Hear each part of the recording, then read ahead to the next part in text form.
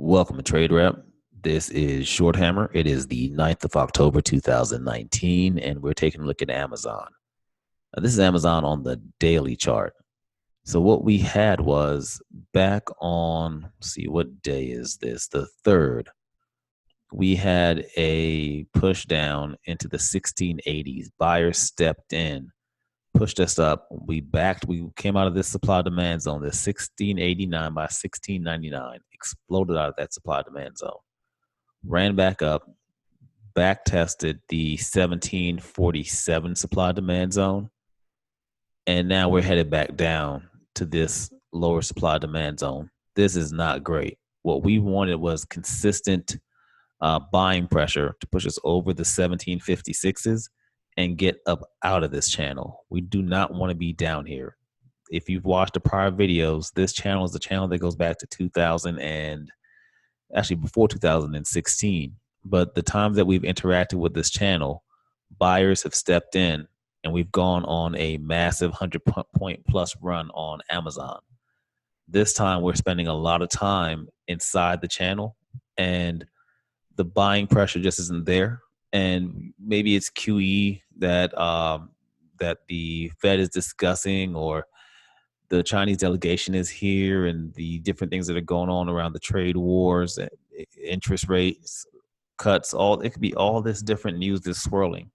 It doesn't really matter what the news is right now. What matters is what's the market telling us, and the market is telling us that whatever is being sold, the buyers aren't buying it. Not yet. Maybe they will, and maybe there'll be a change in the momentum. Amazon has earnings coming up later this month. This is not a good look for Amazon right now. We should be on the earnings run and running to the upside. So definitely keep an eye on Amazon. And if we break below the 1680s, the 1670s is an area we definitely want to hold.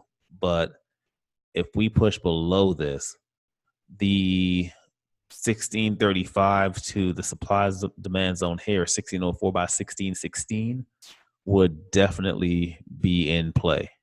And that's what we have to consider on Amazon. Now let's take a peek at the lower time frame. Now this is the 5 minute, so we can see what happened today. So today we had an opening where we were kind of going sideways and we kind of fell inside this little channel. Now these lines are lines that we drew last week based on levels that we thought were important. They're temporary. They won't be there for long, these little light blue lines. This green line here and this green line here were a channel that we were in back on the 2nd of October, I believe. Like the 2nd, we were in this channel for most of the day. This is 1705.40 by 1714.52. So today what happened was we dropped, and buyers, just the demand kept stepping in right around the 1714 area and pushing us back up to the 1722 area, where the supply took over, pushed us back down, demand, supply, and it looks as if we were going to take off. And we went up here to the weekly pivot, almost getting to the 200 SMA on the 5 minute, back down, and we were bouncing along on this lower the demand area here, the 1714s.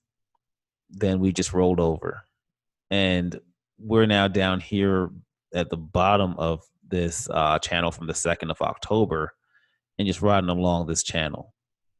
So looking into tomorrow, what we want to see is we may back test the 1712s, which is the main intraday pivot, this yellow dashed line. But we really want to see if we can get above the 1714.52s. And can we get above the 1722s? 1728.40 is an area we need to crack to be able to gain momentum to the upside. If we can get over 1728.40, there's a potential to open up the 1731.80s and the 1735.64s. So we have to see what happens. If instead of breaking to the upside, we either open below this 1705, the lower portion of this channel from October 2nd, or we back test the 1712s or 1714s and we can't get any momentum to the upside. If we roll to the downside and make new lows, that would not be good if we're going into the 1600. 1700 is an area where we do have some buying pressure, and we'll see if if buyers step in. But the way the overall market is looking, we're below the 2911 gravity point on the ES. So things can get really, really interesting. So I'll be keeping an eye on all these different things. As far as tomorrow, what's being said, are we making progress on the trade deal that's being negotiated? What is being sort of put out by the Fed, if there'll be any information put out by the Fed tomorrow on interest rate cuts? But whatever is being put out, as I mentioned earlier, it doesn't seem as if the market's buying it. We're not moving up. We're not ripping to the upside. That can change. So keep your eyes on your charts and the technical levels, because the fundamental news that keeps coming out, it's variable. It's up, it's down, it's left, it's right. You don't know what there's political. There's just so much news that's swirling right now that is taking the market all over the place like a roller coaster. The best you can do is trade pockets. If you see a pocket, for example, once we pushed up here and we couldn't hold above the 1722s, the next test of this wasn't a bad area to fade with the break of the high day as your stop. Back down to the downside, exit here, 1714 if you short. You see we're bouncing along, not getting any lower lows, then you want to get long. Ride this back up, hit the 1722s, get out, get short. And now you probably would have been stopped out here on this push up, because we did push through the high day. We tapped this, we went back below, you'd have gotten short again here and fade back to the downside. Just potential things playing this channel if you wanted to play this little bit of chop. Some people like me, may play early, but once I see the channel, I might play the channel a little bit, but I don't like to play chop. I prefer trending days. Those are the days when I try to make multiple trades. But on days when I don't see a trend, a strong trend, whether up or down, I try to avoid getting into too many trades. And if I can avoid trading at all, I do. It has to be a crystal clear setup for me to be able to take a trade on a day where we're kind of chopping around and the news is floating. The Chinese delegation is here. You have Powell speaking, and it's just so much news swirling that, to me, the direction is variable. Whether you're going up or you're going down, it could change with just a blink of an eye. You're ripping to the upside, and the next moment the market's flushing. But that's my perspective on Amazon. We'll see what tomorrow looks like, but keep your eyes on the levels that we mentioned. And if we get below the 1680s and we test the 1670s and continue to go down, remember, we definitely have room to go much further down. So keep your eyes on the on our levels below the 1670s.